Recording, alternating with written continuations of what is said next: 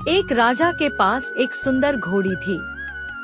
कई बार युद्ध में उस घोड़ी ने राजा के प्राण बचाए और घोड़ी राजा के लिए पूरी वफादार थी। कुछ दिनों के बाद उस घोड़ी ने एक बच्चे को जन्म दिया। बच्चा काना पैदा हुआ पर शरीर हष्ट पुष्ट व सुडौल था। बच्चा बड़ा हुआ, बच्चे ने माँ से पूछा, माँ मैं बहुत बलवान हूँ पर काना हूँ, यह कैसे हो गया है?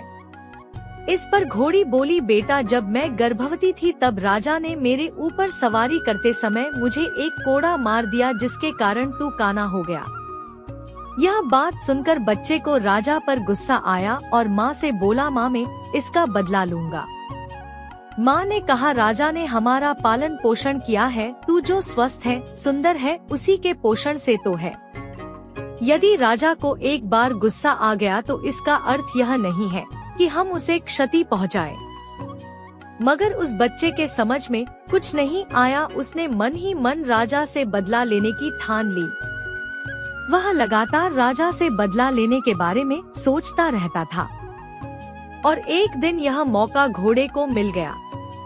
राजा उसे युद्ध पर ले गया। युद्ध लड़ते लड़ते राजा एक जगह घायल हो गया।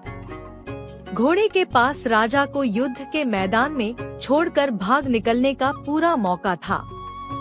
यदि वह ऐसा करता तो राजा या तो पकड़ा जाता या दुश्मनों के हाथों मार दिया जाता, मगर उस वक्त घोड़े के मन में ऐसा कोई ख्याल नहीं आया और वह राजा को तुरंत उठाकर वापस महल ले आया।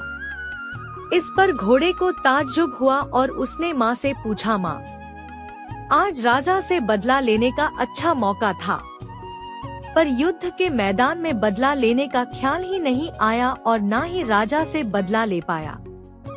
मन ने गवाही नहीं दी राजा से बदला लेने की, ऐसा क्यों हुआ? इस पर घोड़ी हंसकर बोली, बेटा तेरे खून में और तेरे संस्कार में धोखा है ही नहीं, तू जानबूझकर तो धोखा दे ही नहीं सकता। तुझसे नमक हरामी हो ही नहीं सकती क्योंकि तेरी नस्ल में तेरी माँ का ही तो अंश है।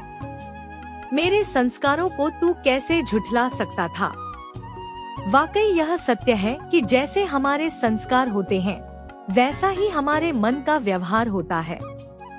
हमारे पारिवारिक संस्कार अवचेतन मस्तिष्क में गहरे बैठ जाते हैं। माता पिता जिस संस्कार के होते हैं उनके बच्चे भी उन्हीं संस्कारों को लेकर पैदा होते हैं।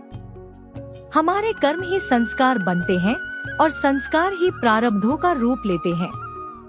यदि हम कर्मों को सही व बेहतर दिशा दें तो संस्कार अच्छे बनेंगे और संस्कार अच्छे बनेंगे तो प्रारब्ध का जो फल बनेगा वह भी अच्छा होगा। हमें प्रतिदिन कोशिश करनी होगी कि हमसे जानबूझकर कोई गलत काम न हो और हम किसी के साथ कोई छल कपट या धोखा भी न करें।